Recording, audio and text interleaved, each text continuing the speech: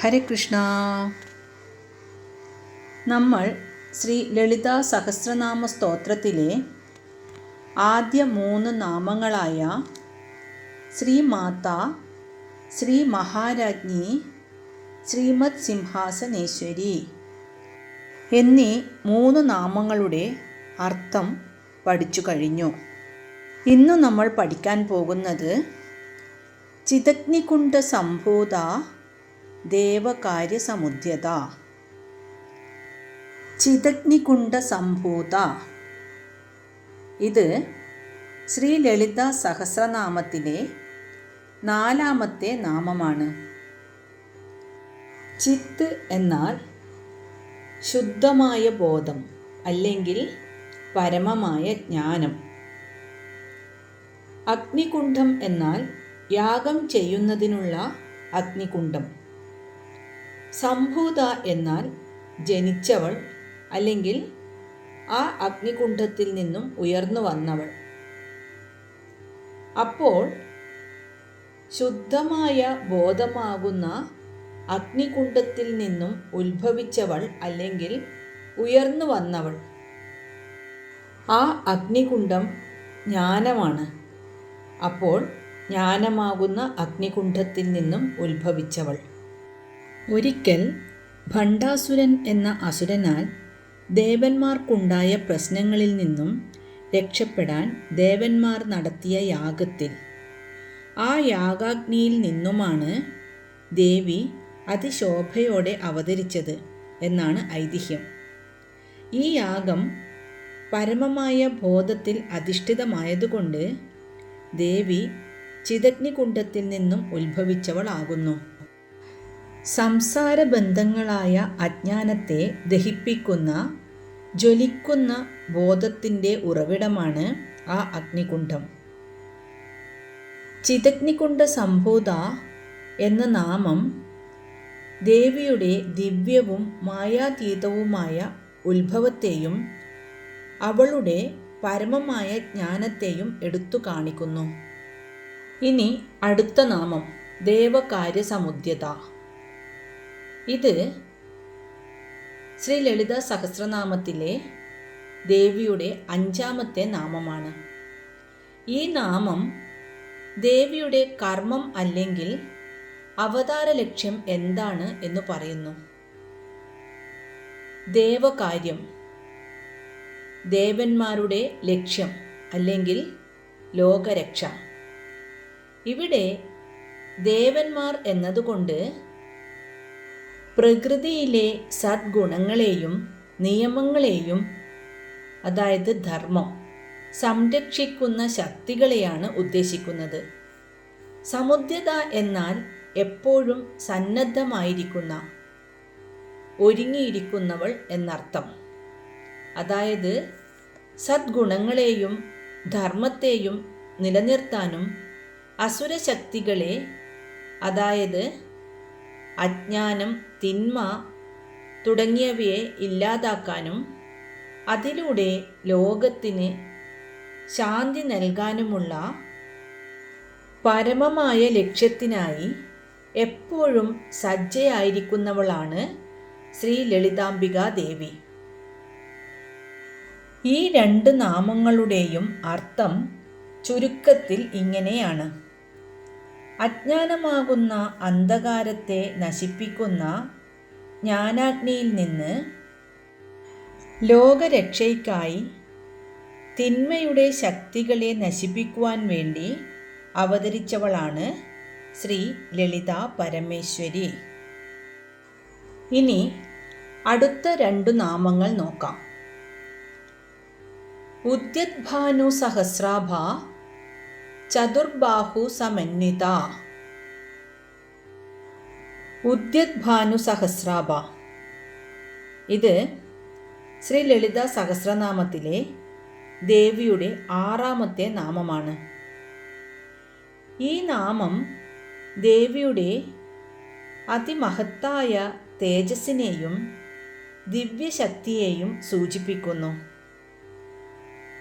ഉദ്യത് എന്നാൽ ഉദിച്ചുയരുന്ന, ഭാനു സൂര്യൻ, സഹസ്രം 1000, ആഭ പ്രകാശം അല്ലെങ്കിൽ ശോഭ.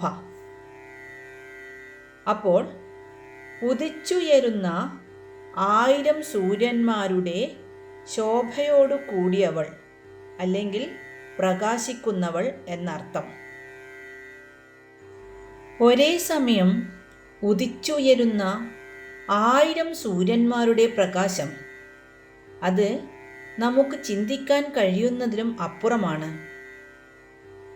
ഒരു സൂര്യൻ്റെ പ്രകാശം തന്നെ നമ്മുടെ കണ്ണുകൾ കൊണ്ട് നമുക്ക് നേരിടാൻ പറ്റില്ല. അപ്പോൾ 1000 സൂര്യന്മാരുടെ പ്രകാശം അത് നമുക്ക് ചിന്തിക്കാനേ സാധ്യമല്ല.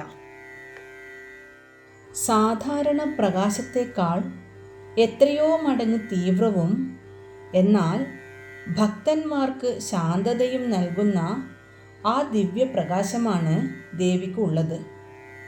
സൂര്യൻ ഇരുട്ടിനെ ഇല്ലാതാക്കുന്നത് പോലെ ദേവിയുടെ ഈ തേജസ് ഭക്തരുടെ ഉള്ളിലെ അജ്ഞാനമാകുന്ന അന്ധകാരത്തെ നശിപ്പിക്കുന്നു.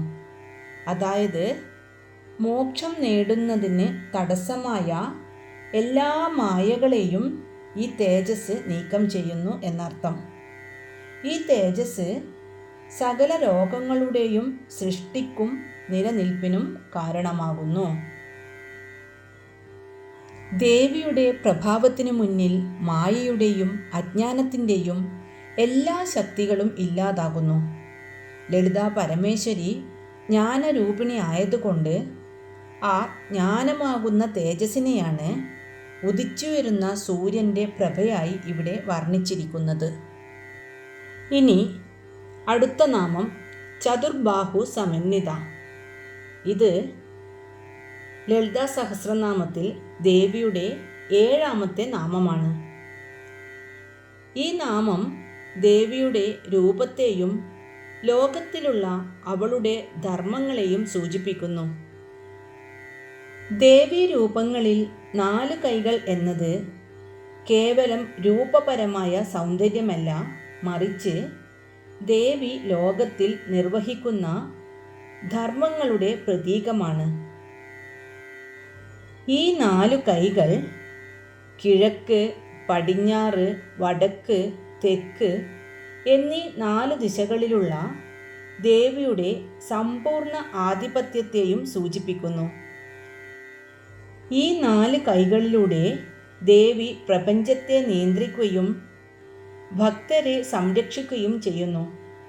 സാധാരണയായി ലളിതാ പരമേശ്വരിയുടെ 4 കൈകളിലായി കാണുന്നത് പാശം, അങ്കുശം, വില്ല്, ബാണം എന്നിവയാണ്. പാശം കയർ, ഭക്തരെ മായാബന്ധനത്തിൽ നിന്ന് മോചിപ്പിക്കുന്നു. അങ്കുശം തോട്ടി, അഹങ്കാരം, രാഗം തുടങ്ങിയ ദുർഗുണങ്ങളെ നിയന്ത്രിക്കുന്നു. അടുത്തത് വില്ല്, കരിമ്പിൻ വില്ല്. മനസ്സിൻ്റെ ഇച്ഛാശക്തിയെയാണ് ഇത് സൂചിപ്പിക്കുന്നത്. ബാണം, പുഷ്പബാണങ്ങൾ പഞ്ചേന്ദ്രിയങ്ങളുടെ ശക്തിയെ സൂചിപ്പിക്കുന്നു. ചുരുക്കത്തിൽ ഉദ്യത്ഭാനു സഹസ്രാഭ എന്ന നാമം ദേവിയുടെ ദിവ്യമായ ജ്ഞാനത്തെയും ശോഭയെയും വർണ്ണിക്കുമ്പോൾ ചതുർബാഹു സമന്വിത എന്ന നാമം ദേവിയുടെ ലോകപരിപാലനത്തിലുള്ള സർവശക്തിയെയും സന്നദ്ധതയെയും സൂചിപ്പിക്കുന്നു. ഇന്ന് നമ്മൾ ദേവിയുടെ 4 നാമങ്ങളുടെ അർത്ഥം കൂടി പഠിച്ചു. ചിദഗ്നികുണ്ഡ സംഭൂത ദേവകാര്യ സമുദ്യത, ഉദ്യത്ഭാനു സഹസ്രാഭ, ചതുർബാഹു സമന്വിത. അപ്പോൾ ഇതുവരെയായി നമ്മൾ പഠിച്ച നാമങ്ങൾ ശ്രീമാത, ശ്രീ മഹാരാജ്ഞി, ശ്രീമത് സിംഹാസനേശ്വരി, ചിദഗ്നികുണ്ഡ സംഭൂത, ദേവകാര്യ സമുദ്യത, ഉദ്യത്ഭാനു സഹസ്രാഭ, ചതുർബാഹു സമന്വിത. ഇനി അടുത്ത ക്ലാസ്സിൽ പഠിക്കാം. ഹരേ കൃഷ്ണ. ഓം ശ്രീ മഹാദേവ്യൈ നമഃ.